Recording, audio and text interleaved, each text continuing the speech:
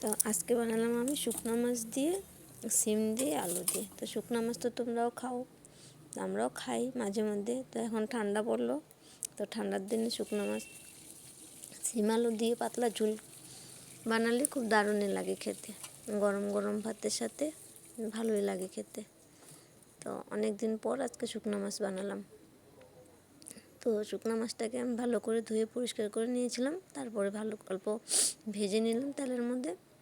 তারপরে ভাজার পর তারপরে পেঁয়াজ সম্বাদ দিয়ে দিলাম তেলের মধ্যে, দিয়ে সিম আলুটাও দিয়ে দিলাম।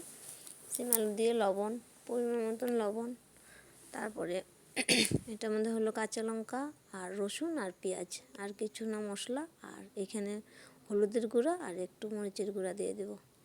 দিয়ে অল্প জল দিয়ে ভালো করে কষিয়ে নেব সবজিটাকে, যাতে ভালো করে সিদ্ধ হয়ে যায়। তার জন্য ভালো করে কষিয়ে নেব, একটু জল দিয়ে দেবো, দিয়ে তারপরে কষাবো। জল দিয়ে কষিয়ে তারপরে একটু ঢাকা দিব, ঢাকা দিয়ে তারপরে ভালো করে সবজিটা মশলাটা যাতে কষানো হয়। তারপরে একটা টমেটো দিয়ে দেবো, মিডিয়াম সাইজের টমেটো দিয়ে একটু ঢাকা দিয়ে দেবো, টমেটোটা যাতে সিদ্ধ হয়ে যায়। তো টমেটোটা সিদ্ধ হয়ে গেলে ভালো করে কষিয়ে লাড়িয়ে তারপরে অল্প ঝোল দিয়ে দেবো, পাতলা পরিমাণ মতন ঝোল দিব, যাতে একটু হালকা পাতলা হয়। তো হালকা পাতলা ঝোল বানালে ঠান্ডার দিন তো ভালো লাগে খেতে।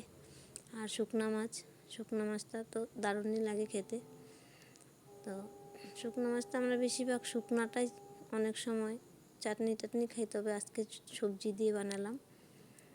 তো সবজি দিয়ে বানালেও খেতে খারাপ লাগে না, ভালোই লাগে। ঠান্ডার দিন এখন তো যেটাই বানালে সব কিছুই ভালো লাগে খেতে। তো জল দিয়ে ভালো করে ফুটিয়ে নেব। তো তোমরা কারা কারা শুকনো মাছ খাও কমেন্টে জানিও, আর কার কার ভালোও লাগে। তো আমাদের ঘরে সবাই ভালো পায় না, কেউ ভালো পায়, কেউ ভালো পায় না।